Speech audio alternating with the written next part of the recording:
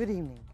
A high-profile visit to Washington has concluded with U.S. President Donald Trump and Saudi Crown Prince Mohammed bin Salman signaling progress on several strategic fronts, including a potential defense arrangement, advanced weapons sales, and cooperation on nuclear and AI technology.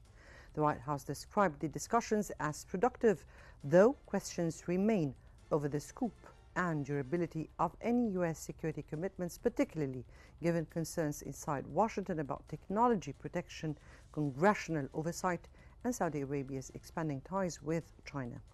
On regional diplomacy, Trump continued pressing for Saudi-Israeli normalization. Riyadh reiterated that any shift still hinges on a credible path towards Palestinian statehood, reflecting persistent differences despite the broader warming of ties. Meanwhile, in Egypt, the National Election Authority has ordered reruns in more than a quarter of individual parliamentary districts after irregularities were reported. The decision places renewed focus on transparency, oversight, and voter confidence ahead of the next round. I'm Mona Moselhi. This is In Focus.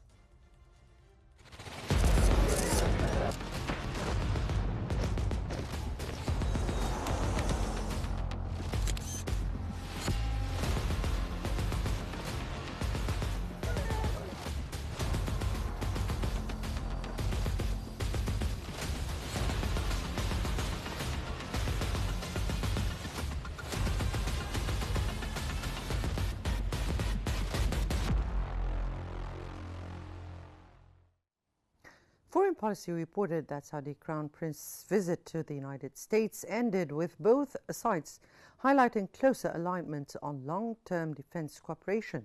U.S. officials confirmed continued negotiations on security pact and signaled confidence that a framework could be finalized, while still noting that any agreement would require careful review of its implications. Talks also included advanced defense sales, notably the F-35 fighter jets, and Saudi ambitions to expand civilian nuclear and artificial intelligence capabilities. However, U.S. agencies remain cautious about protecting sensitive technology, given Riyadh's growing defense and industrial ties with Beijing. On regional diplomacy, Washington reiterated its support for further Arab-Israeli normalization. Saudi Arabia maintained its position: no breakthrough without concrete movement towards Palestinian statehood, a requirement that remains politically challenging.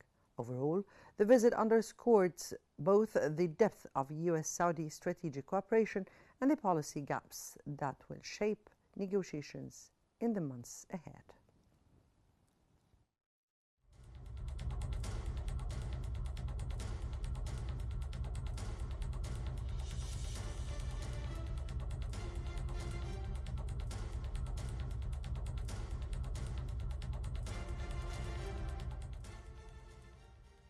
We're joined now by Mr. Ahmed Khattab, a political researcher and instructor of international relations at Georgetown University.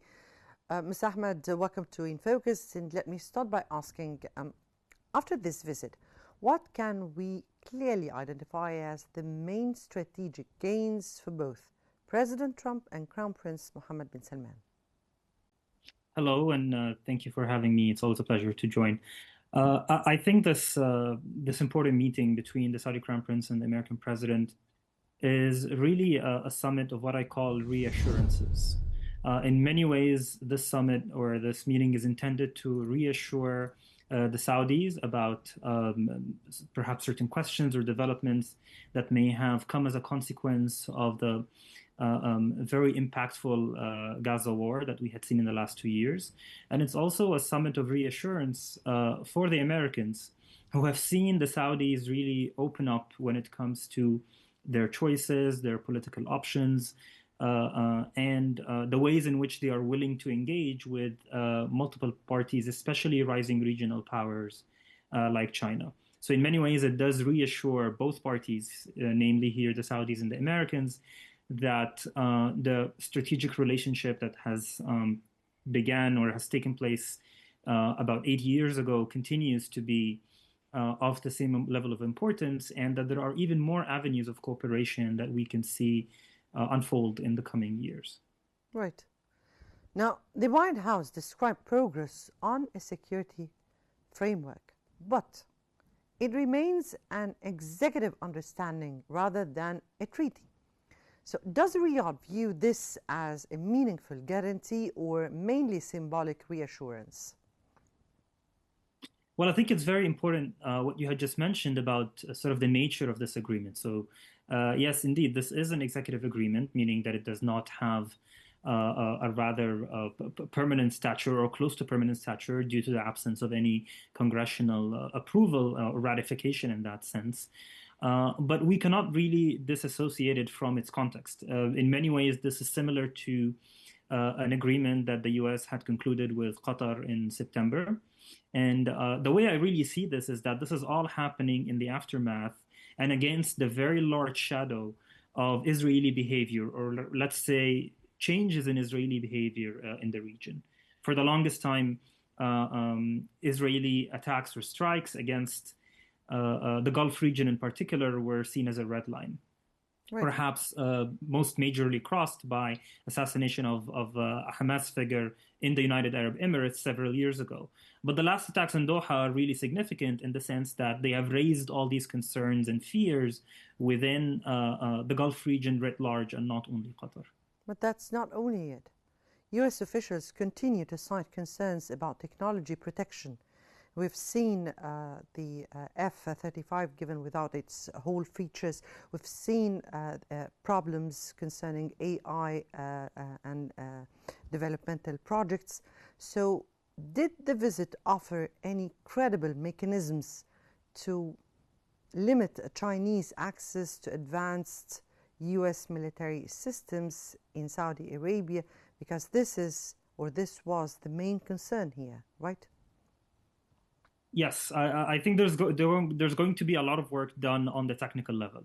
I think the statements or let's say the expressions that have come out of the leaders or their meetings so far have been very much about the strategy, about the general partnership, and there is much to be done in terms of the technicalities. We see this when it comes to the F-35s, and there had been questions in the press conference about whether this sort of jeopardizes the Israeli military edge in the region or not.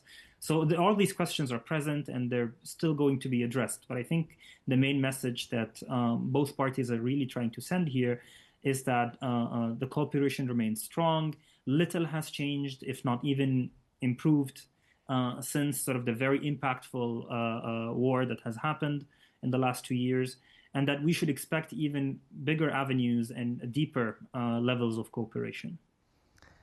With the ongoing discussions about the F-35 sales, now how is Israel's qualitative military edge factoring into US decision-making after the trip, given that there was another agreement with the United Arab Emirates that were not really fulfilled? Well, I think this is where sort of the American political or domestic political game comes into place, right? So the U.S. has multiple institutions, big agreements like these that have sort of national security considerations taken into effect. See really multiple parties sort of sign up on them, and we should see some sort of negotiation game that goes on between, let's say, the White House on one side, maybe the Congress on the other side, in terms of what exactly the specs are going to be for those F-35 fighter jets. Trump himself mentioned that the Israelis are pushing for those jets to be of what he called reduced caliber. But he also expressed that he does not see sort of a reason for why strong or major allies, and he did declare the Saudis as sort of a major non-NATO US ally, why those major allies should not be getting really things that are of equal or what he called similar specifications. Now, Saudi Arabia publicly, it seems that we have to move now. Rather, we're still on in our program, and Saudi Arabia publicly restated its position on Palestinian statehood. Did the U.S. gain here any new leverage or roadmap for normalization, or does the political gap remain unchanged? Well, the bets seem to have initially been on the fact that the Saudis were going to be sort of pushed towards joining the Abrahamic Accords in exchange for greater U.S. cooperation, maybe specifically the F-35 fighter jets, etc. But the Saudis seem to have held their ground so far. Trump called it a commitment on the Saudi side towards the Abrahamic Accords, and the Crown Prince sort of did not reject that notion. But he further stressed that there has to be a credible path. There has to be a consistent and steady path towards a Palestinian state. I think the Americans are going to have to figure out a way in which sort of a very strong Israeli opposition to credible steps or consistent steps towards a Palestinian state is going to affect their ability to sort of connect with the Arab states in the region. Right. Now we move to the donors conference in Brussels as they hold a press conference here.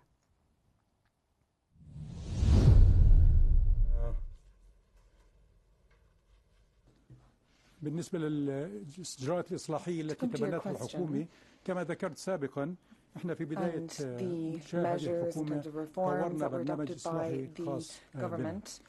As I said earlier, we set out a reform program. We have submitted that to our partners, our Arab partners, our international partners, to show how seriously we take this and to show our commitment.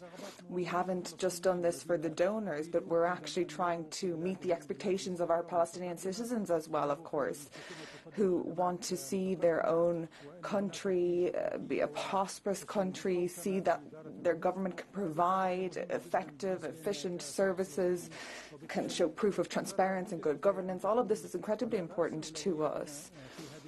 From the very outset, we decided that this would be one of our priorities. And I think that's been very well received by all of our partners, including international organizations and the financial institutions as well. Many of them decided to provide financial support, unconditional financial support in some cases. We're working with the World Bank, for example.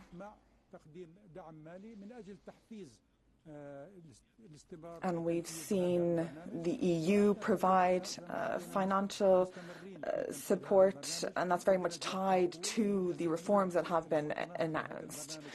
And that's a very happy coincidence, I think. And we continue to work on implementing our reforms.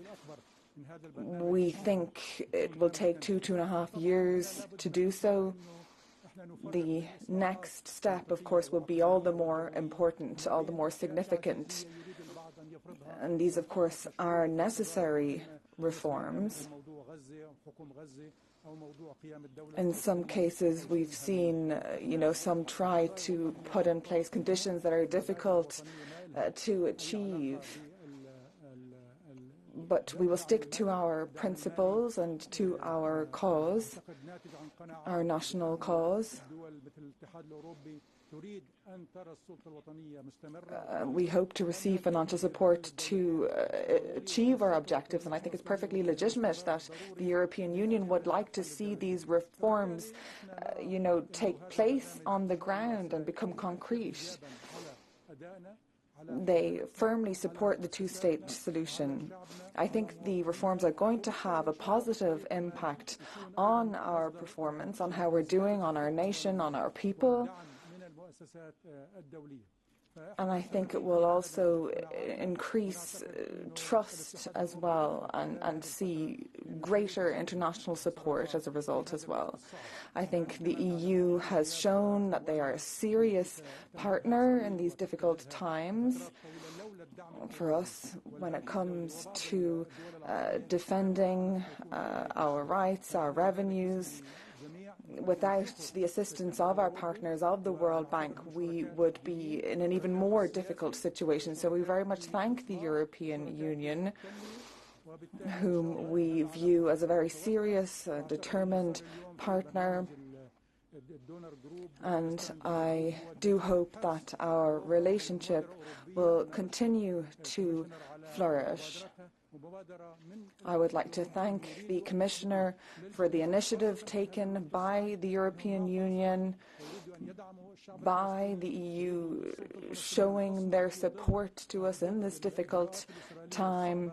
They have shown their support to Palestine, to the Palestinian Authority in these amidst these painful circumstances. And they have shown that they wish the Palestinian Authority very much to be a part of the process of reconstruction, the recovery of Gaza and the stabilization of the situation in the West Bank as well. Thank you. Vincenzo Genovese from Euronews. Thank you very much. To Commissioner Switza, you said that this instrument is open to other partners, but did you receive any pledges, even in an informal way, from other countries outside Europe? And to you both, do you consider that Israel should in some way contribute to this mechanism, or in some other way contribute to the recovery of Gaza and Palestine in general? Thank you. I cannot precisely reply to your question, but if you look at the attendance of this conference, if you ask about countries which are not part of the European Union, but you also want member states to use this Gaza mechanism in order to invest there. But we have Switzerland here, New Zealand, we have Norway, Turkey. There were many countries who are not members of the European Union, and they somehow pledged that they will pledge, so we are looking forward to their pledges and to use this mechanism, this mechanism is really something which is solid, which is monitored, which is controlled, and which assures that money goes in the right hands.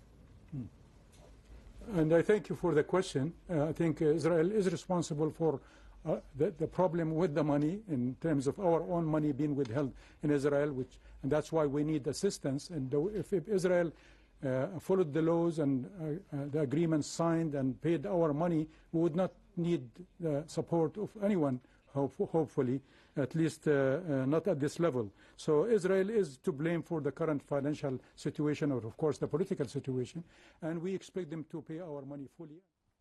Well, that was the Palestinian Prime Minister addressing a press conference in Brussels at the Donors Conference, which is held in Brussels, where he spoke about some of the important issues regarding the system and what they need from the international community to give them the support in order to make a system that facilitates money going inside the Palestinian territories. He said that the Israeli actions and aggression is really hindering their ability to put the right to reforms for them to be able to make up the government and to go on with moves that would facilitate the process of governance in the Palestinian territories. He also thanked the European Union for their support and called on them for extra support. And at the end, he called for a mechanism that would be put in order to make money which is entering the Palestinian territories, or facilitate the entry of money into the Palestinian territories, so they would be able to carry on with their steps towards reforms they need to do. Back to our episode here, and back to our guest, Mr. Ahmed Khattab. And Mr. Ahmed Khattab, back to what we were speaking about, and talks advanced on civilian nuclear cooperation without agreement on uranium enrichment. What does that tell about the future trajectory of Saudi nuclear ambitions? Well, the agreement that had been reached so far was one on sort of a completion of negotiations. And I think the main issue here is, once again, Saudi caution and Saudi worries about whether the Iranian nuclear program and its ability to develop into sort of a military capacity or phase has completely ended or not. Now, there are American assurances or American commitments to Saudi security, that's true, but I think the Saudis continue to be worried about limitations that they might sign up for that would not be helpful or would prove to be unfruitful going forward in the future. The main disagreement seems to be regarding Saudi Arabia's ability to enrich uranium domestically in the future. Right. And sort of what the US calls the gold standard in their agreements on nuclear cooperation. And sort of without some compromise from either side on that, it becomes difficult to see sort of the US investing or even building nuclear infrastructure in the kingdom. Right. Thank you so much, Mr. Ahmed Khattab, for your insights and analysis. These shifting alliances and the unresolved Palestinian questions remain at the heart of the region's future. We'll continue tracking this evolving diplomatic landscape, but from Washington's regional diplomacy to Cairo domestic governance, Egypt's parliamentary elections face unprecedented review, sparked by citizen-recorded violations and direct presidential intervention. Now, according to Al Ahram online, the National Election Authority has annulled parliamentary results in 19 districts, around 26% of the constituencies, due to major violations, vote buying, improper tallying, and campaigning breaches.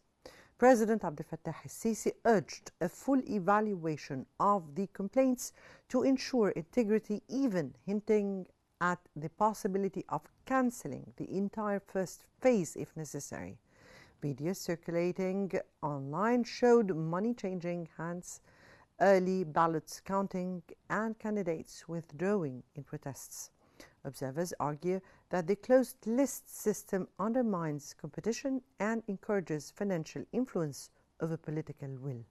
Others see an opportunity, perhaps even a turning point for wider political reforms, restoring public trust in election.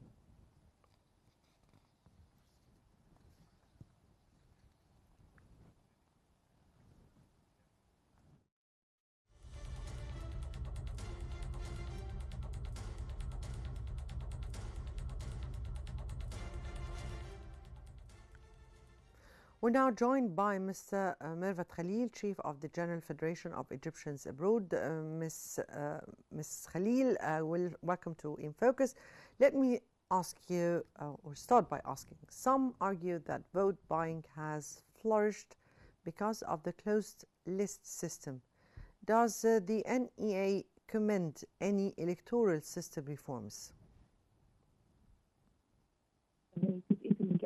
Sorry, the line is really breaking out. I can't hear you very well.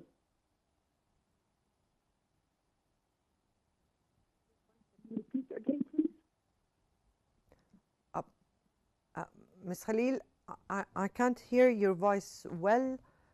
There seems to be a problem in your connection.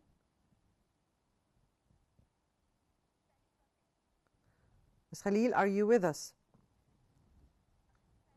Right, let me ask you or repeat my question. Some argue that vote buying has flourished because of the closed list system. Does the NEA recommend any electoral system reforms?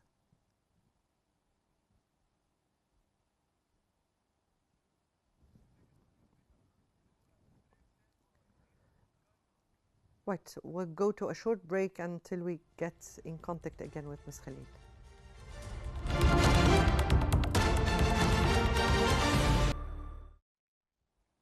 Again, we're joined by Ms. Mirvat Khalil, Chief of the General Federation of Egyptians Abroad. Ms. Khalil, again, let me here welcome you to In Focus, and let me start by asking, some argue that vote buying has flourished because of the closed list system. Does the NEA recommend any electoral system reforms?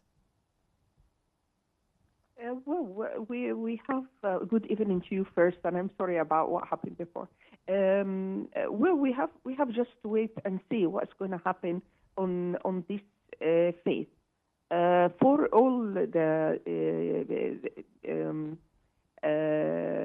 elections, the process of the elections, it's always, like we see always, misunderstanding happen or some irregularities happen. But we will see now in the second phase what's going to happen.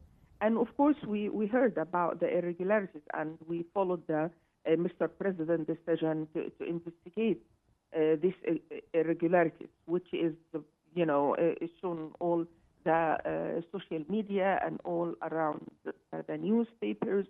And I believe that there is an appeal in the court will be reviewed next Saturday. And the future of these elections actually will become clear based on the ruling. Therefore, we urge all the Egyptians to participate in the second phase and to follow all the rules that we can, show the world the civilization of the modern Egypt. Now, from your point of view, how can transparency be strengthened in the upcoming reruns to restore public confidence? Well, I think the public confidence has been restored already when they saw Mr. President came out and spoke out, and they saw him noticing if there is any mistakes happen or irregularities happen. I think that the confidence, the public confidence, has been restored then because they know that that the head of the country is aware of everything happening. So I think that will put all the confidence in the people to go ahead and to vote this time. And if there is any repeat for the election, they will go and do the same again. Right. We thank you so much, Ms. Khalil, for joining us and shedding light on this evolving situation. Now, the success of any democratic process depends on trust, and reform is most meaningful when it protects the voice of the voter and definitely the rights of people to choose. As regional actors reassess their security needs and domestic systems, clarity and transparency remain central to public trust, whether in international defense arrangements or in national elections. We will continue to follow every step of these ongoing processes. Many thanks for watching In Focus, and good night.